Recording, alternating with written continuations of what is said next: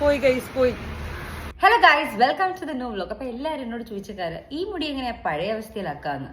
എനിക്ക് അറിയാൻ പാടില്ല, ക്ഷമ കുറച്ച് കുറവായതുകൊണ്ടും ഇതെല്ലാം ഇരുന്ന് പിന്നിലഴിക്കുക എന്നുള്ളത് പ്രാക്ടിക്കലി എനിക്ക് കുറച്ച് ഇമ്പോസിബിൾ ആയതുകൊണ്ടും ഞാൻ എന്താ തീരുമാനിച്ചിരിക്കുന്നത് വെച്ചാൽ, നമ്മൾ ഈ മുടി എൻ്റെ ഒരു മുടിയുടെ അളവിൽ പല ദിവസം നമുക്ക് കട്ട് ചെയ്യാതെ എന്നിട്ട് ബാക്കി പതുക്കെ കഴിച്ചെടുക്കാം. What you think guys?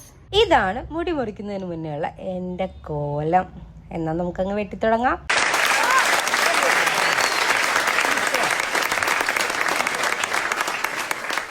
അയ്യോ,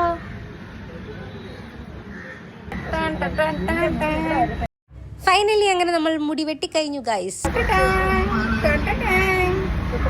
അങ്ങനെ നമ്മൾ മുടിയുടെ നീളം കുറച്ചു, എന്നാലും പണി അവസാനിക്കുന്നില്ല ഗൈസ്. എന്റെ വെട്ടിയ മുടി ഞാൻ പെട്ട് ഗൈസ്. ഗൈസ്, ഞാൻ വിചാരിച്ചതിനേക്കാളും ടാസ്ക് ആണെന്ന് എനിക്ക് തോന്നണേ. നോക്കിയേ, ഇത് ഒരെണ്ണം യൂഷ്വലി ഞാനിപ്പോൾ ചെയ്യുന്നത് എങ്ങനെയാണെന്ന് വെച്ചാൽ, ഇവിടെ ജസ്റ്റ് ഒന്ന് ഓപ്പൺ ചെയ്യും, എന്നിട്ട് ഇങ്ങനെ അങ്ങ് കൊടുക്കും. അപ്പോൾ ഇത്രയും ഭാഗം പോവും. പിന്നെ ബാക്കി പിന്നെയും നമ്മളൊരു ലൈക്ക് പ്രോപ്പറായിട്ട് ഇങ്ങനെ തന്നെ ചെയ്യണം. കുറേ മുടിയൊക്കെ ഇളകി വരുന്നുണ്ട്.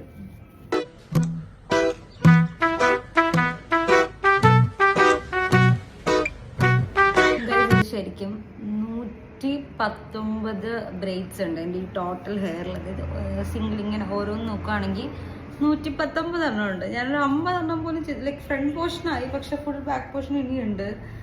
ഇനി ഇതിൻ്റെ മേളിൽ ചെയ്യാറുണ്ട്. ഗൈസ്, എനിക്കൊരു ഹെൽപ്പറിനെ കിട്ടിയിട്ടുണ്ട് ഗൈസ്. എൻ്റെ ഒറിജിനൽ മുടിയുടെ അവസ്ഥ ഇതാണ് ഇപ്പം. എനിക്കറിയാൻ പാടില്ല ഇത് എങ്ങനെ ഇതിൻ്റെ ഔട്ട്കം വരുമെന്ന്. Guys, helper number 2. എന്ത് വിധീത് വല്ലാത്ത ചതീത്. ഇപ്പൊ ഇതാണ് എന്റെ ഫൈനൽ ലുക്ക്.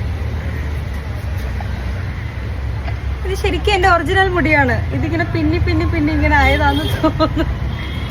എത്ര ദിവസം നോർമൽ ആവുമെന്ന് എനിക്കറിയത്തില്ല.